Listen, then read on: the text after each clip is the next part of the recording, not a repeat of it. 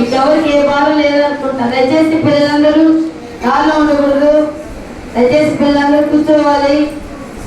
ఈ మాట షురరి మీ నమో కరబలబో రివి కరబల షురరి మాం కరబబబబబ. Hallelujah. Thank you holy spirit. చూస్తున్నాను ఇక్కడ అగ్ని నేను చూస్తాను. బలిపీఠం నుంచి ఒక్కొక్క మీద దేవుని అగ్ని. నువ్వు ఏ బాధలో వచ్చి ఉన్నావు?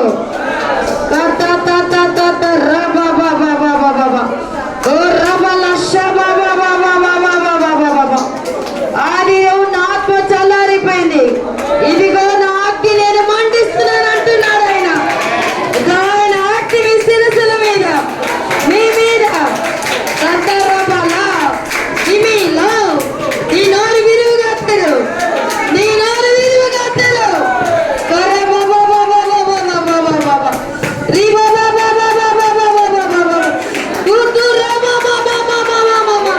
ప్రతి ఒక్కరిని పరిశుద్ధాత్మదేవ నీ అగ్నితో నేను అలంకరిస్తానన్నావే, అలంకరించి నీ ఆత్మతో.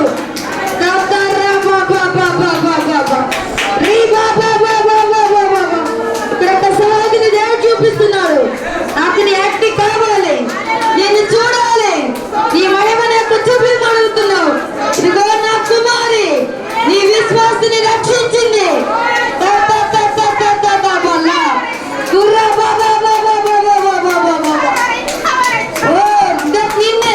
ఇదిగో ఆయన ఆత్మ, ఇదిగో ఒక వైన్మైన వస్త్రాన్ని చూస్తున్నాను. ఆయన అగ్ని ఓ రబల శవ నిట్టూపి ఆపులంటారంటున్నాడు. నిట్టూపి ఆపులని ఇదిగో ఒక్కొక్కరిని ప్రతి ఒక్కరు కళ్ళు మూయండి. అడిగి రాజు నన్ను తాకాలి, నన్ను తాకాలి.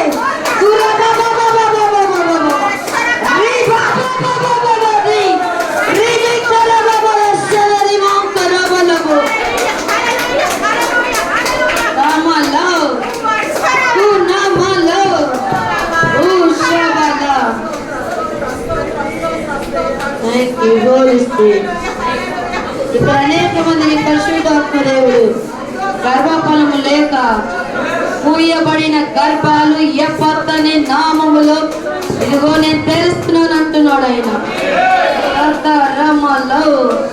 అనేక మంది మీ భర్తల కోసం తాగుడుతో అప్పులైన కట్లతో కూర్చొని ఉన్నారు.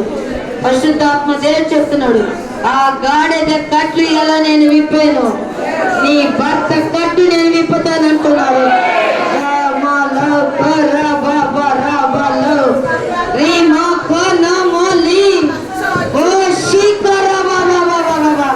చల్లారిపోయిన మీ మీద ఇదిగో నా అగ్ని కుమారిస్తున్నాను.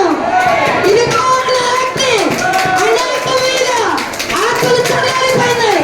ఎవరు సాగిరా, ఎవరు సాగిరి మీ మీద, మీ మీద దేవుని అగ్ని, దేవుని మహిమ.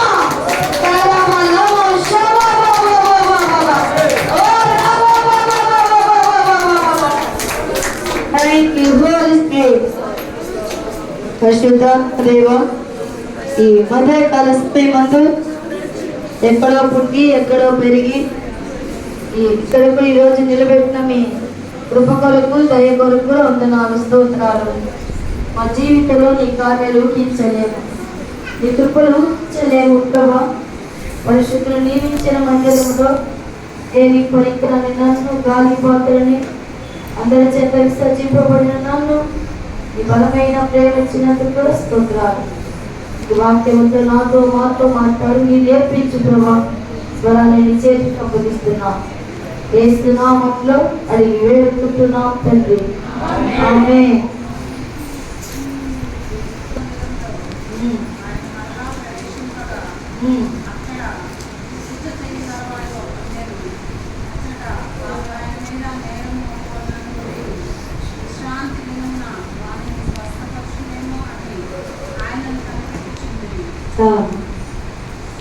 ఇక్కడ సమాజ మందిరములో అక్కడికి ఎవరు ప్రవేశించారు?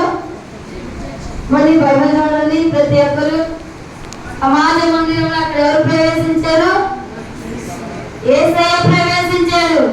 ఈ రోజు నీ ఇంటిలోనికి, నీలోనికి, ఈ సంఘములోనికి ఆయన మళ్ళా ప్రవేశించి వచ్చి ఉన్నాడు. హల్లెలూయా. ఈ వాక్యంతో దేవుడు నాతో మాట్లాడేటప్పుడు నాకేమీ అర్థం కాలేదు. ఊస చేయి అంటున్నాడు, నేను ప్రవేశించాను అంటున్నాడు. ఈ రోజు నువ్వు ఎటువంటి వేదనలో వచ్చి ఉన్నావు, ఎటువంటి ఊస చేయిలాగా నువ్వు బాగుపడి ఉన్నావు, దేవుడి పరిస్థితులను మార్చబోతున్నాడు. హల్లెలూయా, హల్లెలూయా. నువ్వు ఏ దాంట్లో కన్నీళ్ళు కాచి కూర్చొని ఉన్నావు, నీ దుఃఖాలను సంతోషంగా మార్చబోతున్నాడు. హల్లెలూయా. ఎందుకంటే సమాజ మందిరంలో ఆయన ప్రవేశించున్నాడు. ఈరోజు లోపల ప్రవేశించుకొని ఉన్నారు.